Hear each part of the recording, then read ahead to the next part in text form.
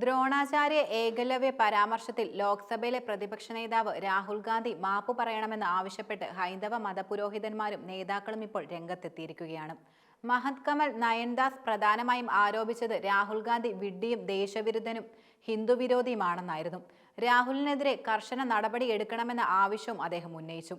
രാഹുൽ ഗാന്ധി പ്രധാനമായും ചെയ്തത് ഏകലവ്യ കഥയുടെ ചരിത്രപരവും സാംസ്കാരികവുമായ പ്രാധാന്യത്തെ തെറ്റായി പ്രതിപാദിപ്പിക്കുകയായിരുന്നുവെന്നും ശ്രീ പഞ്ചായത്തി അകാര ബെഡ ഉദാസിൻ മഹാമണ്ഡലേശ്വർ രൂപേന്ദ്ര പ്രകാശ് മഹാരാജ് തുറന്നു പറഞ്ഞു.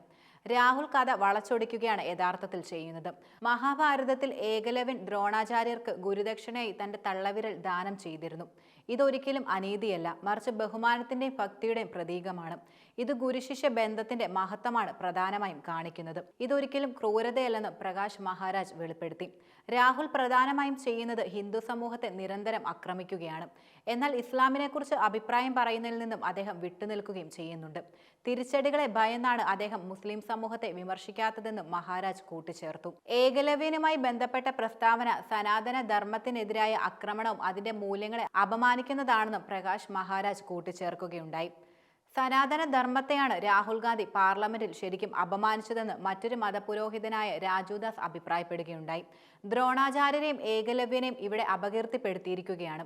ഇന്ത്യൻ സംസ്കാരത്തിലും ചരിത്രത്തിലുമുള്ള രാഹുൽ ഗാന്ധിയുടെ അജ്ഞതയാണ് ഇതിലൂടെ തെളിയുന്നതെന്നും രാജുദാസ് തുറന്നു പറഞ്ഞു. ദ്രോണാചാര്യ ഏകലവ്യന്റെ തള്ളവിരൽ മുറിച്ചു മാറ്റിയതിന് സമാനമായി തന്നെ മോദിയുടെ നേതൃത്വത്തിൽ സർക്കാർ രാജ്യത്തെ യുവാക്കളുടെ തള്ളവിരൽ മുറിക്കുകയെന്ന തരത്തിലായിരുന്നു രാഹുൽ ഗാന്ധി പാർലമെന്റ് പ്രസംഗത്തിൽ പ്രസ്താവന നടത്തിയത്. ഇന്ത്യയിലെ യുവാക്കളുടെ അവസ്ഥ വിരൽ മുറിച്ച ഏകലവ്യന്റെ പോലെയാണെന്ന് ലോക്സഭാ പ്രതിപക്ഷ നേതാവ് രാഹുൽ ഗാന്ധി ചൂണ്ടിക്കാട്ടിയിരുന്നു. അദാനിക്ക് അവസരം നൽകി യുവാക്കളുടെ അവസരം കേന്ദ്രം യഥാർത്ഥത്തിൽ നിഷേധിക്കുകയാണെന്നും രാഹുൽ പാർലമെന്റിൽ പറയുകയുണ്ടായി. ഭരണഘടനാ സഭ അംഗീകരിച്ചതിന്റെ 75ാം വർഷവുമായി ബന്ധപ്പെട്ട് ലോക്സഭയിൽ ചർച്ചയിൽ സംസാരിക്കവെയാണ് രാഹുൽ ഗാന്ധി തന്റെ പ്രസ്താവനകൾ നടത്തിയത്. അദാനിക്കും സവർക്കർക്കുമെതിരെയുള്ള രാഹുലിന്റെ പരാമർശങ്ങളിൽ ഭരണപക്ഷം ശക്തമായി പ്രതിഷേധിക്കുകയുണ്ടായി.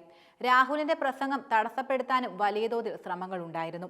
ഇതിനെതിരെ ഇടപെട്ട KC വേണുഗോപാലിനോട് മര്യാദയ്ക്ക് സംസാരിക്കാൻ സ്പീക്കർ നിർദ്ദേശിക്കുകയും ചെയ്തിരുന്നു. ഭരണഘടനയിൽ ഇന്ത്യയുടേതായി ഒന്നുമില്ലെന്ന് സവർക്കർ പറഞ്ഞതായിട്ടും രാഹുൽ ഗാന്ധി പറഞ്ഞു. മനുസ്മൃതിയാണ് ഔദ്യോഗിക രേഖയെന്നായിരുന്നു സവർക്കർ ഉയർത്തിയ പ്രധാന വാദം. ഇന്നും BJPയുടെ നിയമസംഹിത മനുസ്മൃതി തന്നെയാണ്, അത് ഭരണഘടനയല്ല. BJP അംഗങ്ങൾ പാർലമെന്റിൽ ഭരണഘടന ഉയർത്തി സംസാരിക്കുമ്പോൾ സവർക്കറെ അപമാനിക്കുകയാണെന്നും പരിഹാസരൂപേണ രാഹുൽ ഗാന്ധി പരാമർശിക്കുകയുണ്ടായി.